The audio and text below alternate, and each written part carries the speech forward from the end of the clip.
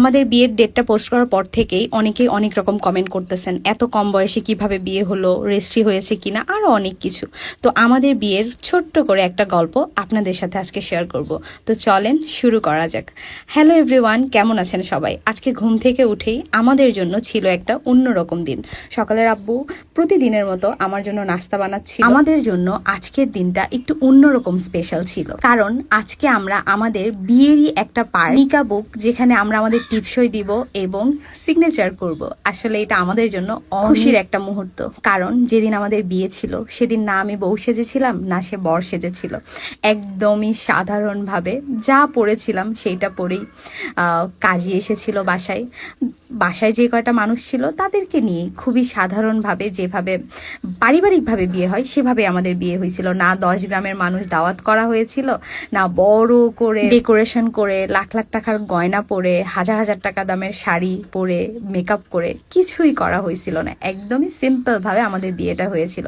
যাক, তবু আল্লাহর দরবারে লাখ লাখ শুক্রিয়া, আমি আমার ভালোবাসার মানুষটাকে আমার করে পেয়েছিলাম সেই দিনে। অনেকের একটা প্রশ্নই ছিল যে 14 সালে যেহেতু আপনাদের বিয়ে হয়েছে তখন আপনার বয়স কত ছিল? আমার বয়স যখন 14-15 ছিল, তো এত অল্প বয়সের তো বাল্য বিবাহ ছিল, আরো অনেক কথা। ভাই, এই বয়সে অনেকের বিয়ে হয় এখনো, মানে গ্রামে গ্রামে এখনো এর চেয়েও কম বয়সে বিয়ে হয়।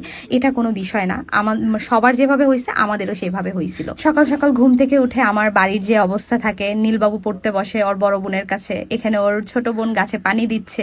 তো সবাই আমরা সবার রেগুলার কাজগুলো করতেছিলাম। আর তার মধ্যেও আজকের দিনটা আমাদের জন্য যেহেতু বেশি স্পেশাল, আমরা দুইজন রেডি হচ্ছিলাম এখানে। হ্যাঁ, ভাবলে অনেক খারাপ লাগে। আর 10টা মেয়ের মতো গায়ে হলুদ, মেহেন্দি, এত ধুমধাম করে সাজাগোজা করে নিজের কিছু করতে পারিনি। হ্যাঁ, এটা ভাবলে খারাপ লাগে, তবু একটা জিনিস ভাবলে ভালো লাগে যে না, দিন শেষে এত এত বিচ্ছেদ, এত এত নিউজ শুনি, এগুলোর মধ্যে আমি এমন একটা মানুষ পাইছি যে মানুষটা সারা জীবন আমার পাশে থাকবে, আমাকে কখনো ছেড়ে যাবে না। আসলে ধুমধাম করে বিয়ে করলেই কি সব 2 দিন পরে ডিভোর্স হয়ে গেল? কি এই বিয়ের দাম কি থাকলো? আমার কাছে মনে হয় আমি যে মানুষটাকে নিজের করে পাইছি, এই মানুষটা আমাকে সারা জীবন আমার পাশে থাকাটা, এটাই আমার কাছে অনেক। তো এই যে আমাদের কাছে আমাদের আনন্দের মুহূর্ত, আমরা এখানে আমাদের টিপসই দিচ্ছিলাম, তারপর এখানে আমরা সিগনেচার করব, আমাদের কাছে এইটাই অনেক। লাখ লাখ টাকা ড্রেস পরতে হবে না, বা মানে লাখ লাখ টাকার মেকআপও করতে হবে না। আমরা দুইজন একসাথে বসে আমাদের এই নিকা বুক সেরেমনিটা পালন করতে পারছি, এইটাই আমাদের কাছে অনেক। এই যে সে এখানে সিগনেচার করতেছিল, আমি আসলে আমার মনের মধ্যে যে কি হচ্ছিল এই ফিলিংটা আসলে বোঝাতে পারবো না। অন্যরকম একটা ভালো লাগা, ভালোবাসা কাজ করতেছিল। আলহামদুলিল্লাহ, আর একটা স্বপ্ন পূরণ হয়ে গেল। এটা আমার অনেক ইচ্ছা ছিল যে এইভাবে বাধাই করে আমি আমার ঘরে রাখবো।